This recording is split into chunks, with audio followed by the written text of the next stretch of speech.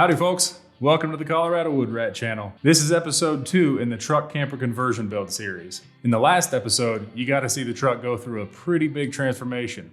Hopefully this episode will be no different. At this point, most of the extraneous material has been ripped out.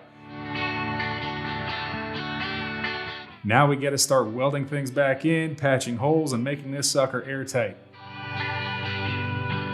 There are a couple of things that I decided to alter halfway between episodes. For instance, that side door I want to remove and end up welding in a piece of 14 gauge sheet metal in there. I'm doing this for a couple of reasons. First, it's just not very usable as a door. It's too high off the ground. You could get into it with a little bit of a struggle, but getting out, I would risk face planting. There is a step that's there, but it's not really meant to be used to go in and out of that door due to the door's height off of the ground. Second, it would be difficult to insulate and could possibly be an ingress for water. And lastly, it's just a security risk that I don't want to take. The biggest area that I'm looking forward to sealing up are the gaping holes that exist in the floor where the unnecessarily large wheel wells used to be. There are some pretty big holes where PTO hoses existed in the side cabinets, and there are a ton of little holes where bolts previously were connecting external components to the side of the truck. Another big section is at the very back of the living space or towards the front of the vehicle. There were some air vents that existed. I obviously don't want those because this is going to be habitable. And some of you might be thinking that it looks pretty ugly when I'm done, but don't worry, all of this inside stuff is obviously going to be covered up with framing, insulation, and then plywood. My plan is to completely weld everything. It might not need it. You could probably get away with tack welding it in a few spots and then covering it with seam seal, but I figure why not? It gives me some practice for welding. So after I'm done welding, just to be sure, I am going to go back over everything with seam sealer. All those small holes that are about the size of a dime or a nickel, all I'm gonna do is put a piece of copper behind it and then plug weld it. Once the main body of this truck is all welded and sealed up, patched and repaired, I'll be able to start fabricating the roof. This is a task that I am very much looking forward to, but tearing out the existing roof is one of those tasks that has me pretty intimidated. I can't stress enough how unfamiliar I am with MIG welding, so I'm sure that there's going to be some pretty ugly welds in here. I'm planning on going over the really ugly ones with a flap disc and or a grinder just to clean them up a little bit and have them lay a little bit more flat. But again, I'm not really concerned with the internal aesthetics of this. It'll all get covered up. I'm excited to start getting this thing sealed up. Let's get into it.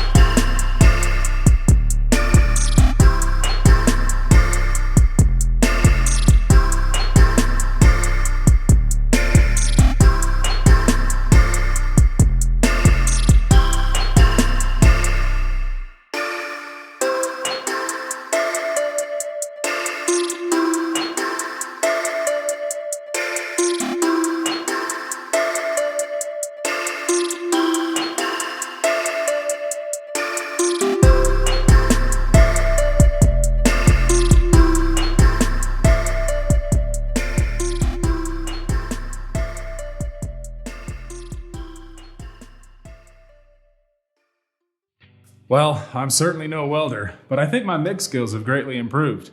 I'm sure all of you that are experienced in MIG welding are watching me weld this and shaking your heads at my shoddy welds. But hey, you gotta start somewhere, right? I want to acknowledge the awesome videos that weld.com has thrown up on YouTube. That gave me a great starting point. Since nearly all of the welding that I did was on sheet metal, I ended up bouncing back and forth between different spots over and over so as not to warp the metal. I think I was mostly successful. That back panel that I ended up welding over the previous vents that existed, I think I might have warped that a little bit, but it didn't matter in the end because I just welded it the whole way around. I did get a little carried away in a few spots, which resulted in a little bit of warping, but I don't think it'll ever be noticeable in the final product.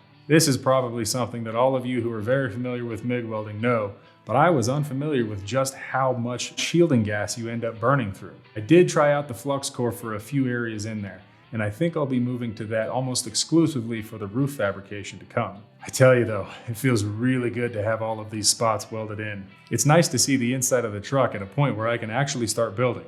Some of the areas were greater challenges than others, but that was mostly due to the awkward positions that I had to get in order to weld them. I was able to reuse the 14 gauge sheet metal that comprised the shelves that I ripped out in episode 1. As glad as I am to see those gaps filled in, I'll be even happier once I hit everything with an angle grinder, clean it up, and get it ready for seam seal. This is one of those tasks that I was a little worried about due to my inexperience. My welds may not be the prettiest, but they are solid and sound. In some cases, they're even more robust than what existed previously. In the case of those wheel welds, those were just tack welded on and then covered up with a ton of seam sealer. It also feels good to have all those tiny holes where bolts previously existed going to the outside sealed up. I'll end up going over the whole thing with a hose just to make sure it's completely sealed. But for right now, I'm satisfied.